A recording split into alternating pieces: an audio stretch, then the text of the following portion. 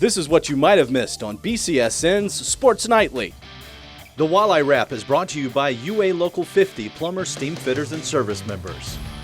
All right, thanks down here at the Huntington Center for this week's Walleye Wrap in Toledo.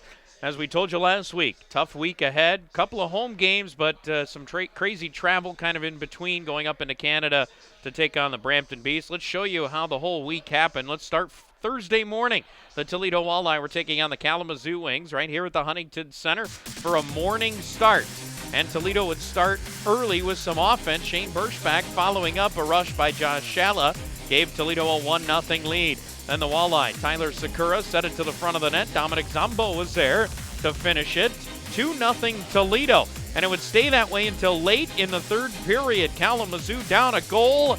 And with a minute left, Fritz would score to tie the game.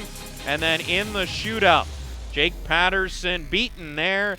Kalamazoo takes the Thursday morning tilt, I should say. Remember, we had the early start time, but the final score in that one was 3-2. So the Walleye were still looking for their first home victory, but they do get a point in that game. We're moving on to Friday night in Brampton, where the Toledo Walleye would be taking on the Brampton Beast, and this game would be Brampton's lead all the way until late in the second period. Alden Hirschfeld scoring from nearly behind the net.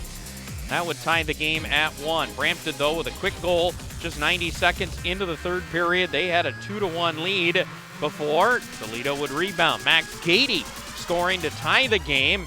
And then a few minutes later, Merrick Taverden would come through with a goal for the Toledo Walleye. And they go on to the 3-2 victory, a hard-fought one. What a nice comeback for the Walleye on Friday night up in Canada over the Brampton Beast. That leads us into Saturday night at the Huntington Center in the 8-bit night we were telling you about last week. Well, as the team hit the ice, the fans were ready. 8,000 of them strong at the Huntington Center. They saw Toledo wearing the specialty 8-bit jerseys, and they would see the Walleye get the offense rolling. Down 2-0. Merrick Taverden, a throw in front of the net, deflects in, and it was a 2-1 game. Then Joel Schwinnard on the power play sets up Tyler Sakura on the breakaway. He buries it. We were tied at 2. Another power play chance. Kyle Bonus this time. He'll wait from the right circle. Check out this shot. Pinpoint, top shelf, underneath the bar into the back of the net. 3-2 Walleye would take the lead.